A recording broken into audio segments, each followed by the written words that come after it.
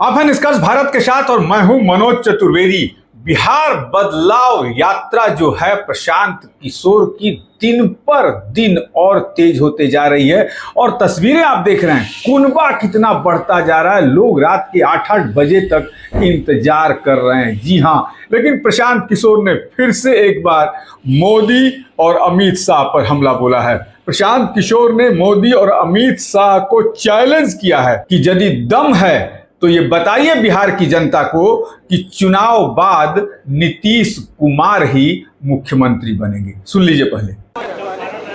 जैसे कि एनडीए की सरकार ने अंडरस्टूड है कि नीतीश कुमार के चेहरे पर अंडरस्टूड है मुख्यमंत्री उन्होंने प्रोजेक्ट तो किया है। भाई ऐसा है, 2 दिन पहले मोदी जी आए तो मैंने जनसुराज की ओर से ये सवाल पूछा है कि एनडीए के लोग, खास करके प्रधानमंत्री और अमित शाह जी, क्योंकि दूसरे का कोई औकात है नहीं दूसरे के कहने का, वो स्पष्ट तौर पर उनको ये बताना चाहिए कि अगर एनडीए को बहुमत मिलता है, उनकी सरकार बनती है, तो क्या नीतीश कुमार ही आगे मुख्यमंत्री रहेंगे।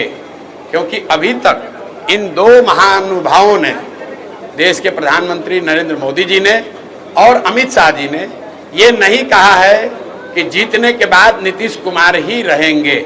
वो ये कह रहे हैं कि नीतीश जी अभी मुख्यमंत्री हैं, इनके और मोदी जी के चेहरे पर चुनाव लड़ा जाएगा, लेकिन ये नहीं बता रहे कि लड़ने के बाद क्या होगा।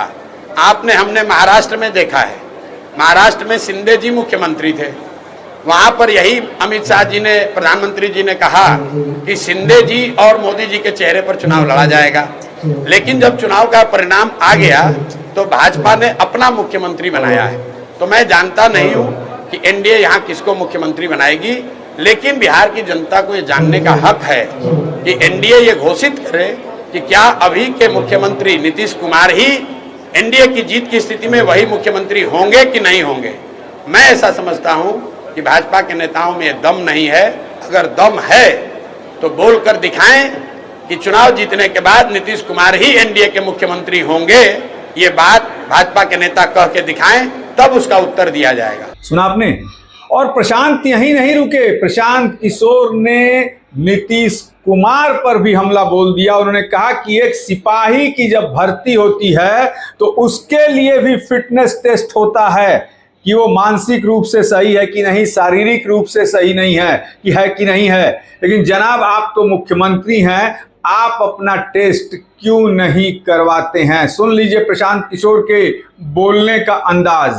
मैंने आपको बताया कि अभी जो सरकार है, इसको चलाने वाला कोई मुखिया नहीं है। नीतीश कुमार शारीरिक और मानसिक तौर पे बिल्कुल सक्षम नहीं है मुख्यमंत्री पद पर बने रहने के लिए। ये बात हम लोग पिछले 3-4 महीने से कह रहे हैं। कई बार मैंने कहा भाई मेडिकल जांच कराकर बुलेटिन जारी करना चाहिए। चलो वो नहीं मानोगे तो अपने मंत्री परिषद के सदस्यों का नाम बता दो तो भी हम लोग जान जाए कि आप स्वस्थ हैं। आपने कल देखा कि मंत्री परिषद के साथियों का नाम तो छोड़िए, नीतीश कुमार देश के प्रधानमंत्री जो स्टेज पर बैठे थे उन्हीं का नाम भूल गए।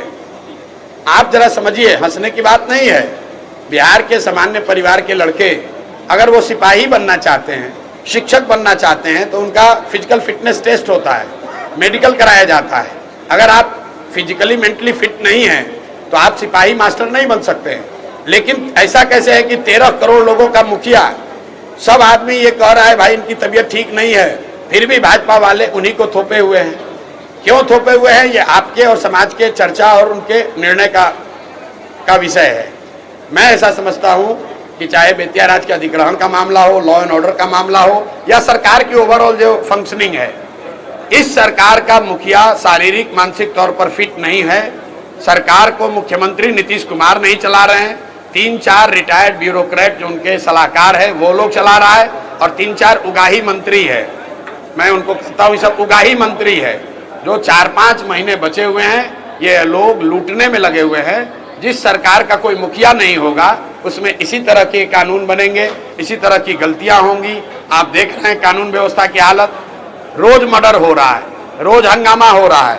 लेकिन आपने सुना कि नीतीश कुमार ने लॉ एंड ऑर्डर के रिव्यू के लिए कोई बैठक बुलाई है? क्यों नहीं बुलाया है? क्योंकि नीतीश कुमार को वो स्थिति ही नहीं है कि वो कोई बैठक बुलाए उसमें रिव्यू करे। आपने कोई नीतीश कुमार का पत्रकार वार्ता देखा पिछले 4-6 महीने में? आपने नीतीश कुमार को कोई भाषण देते सुना? भाई वो कागज लेके पढ़ रहे हैं, और जो पढ़ रहे हैं उसमें भी आधी बात गलत बोल रहे हैं। किसी के सर पर गमला रख दिया, किसी के कंधे पर हाथ रख दिया, किसी का नाम गलत बुला दिया। कभी राष्ट्र, ऐसा कैसे संभव है कि जो आदमी 20 वर्ष से मुख्यमंत्री है, राष्ट्रगान बज रहा है और आदमी ताली बजाने लगे बीच में? ये कोई नए व्यक्ति तो है नहीं।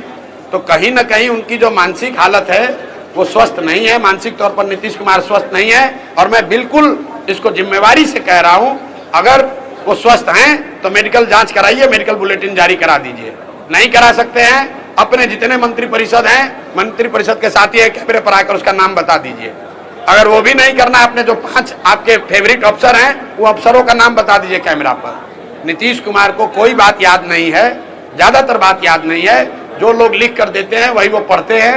नीतीश कुमार को चारों ओर से लोगों ने घेर रखा है ताकि ये पता नहीं चले जनता को कि इनकी असली स्थिति क्या है। अमित शाह, नरेंद्र मोदी और नीतीश कुमार तीनों को लपेटे में ले लिया है प्रशांत किशोर ने। और बिहार की जनता अब जानना चाहती है कि क्या 85 विधायक भी रहते हुए जो मक्खी निगल रही है बीजेपी, नीतीश कुमार की जैसी मक्खी जो निगल रही है बीजेपी, उसकी क्या मजबूरी है। ऐसी तमाम खबरों के लिए आप बने रहिए हमारे साथ। नमस्कार।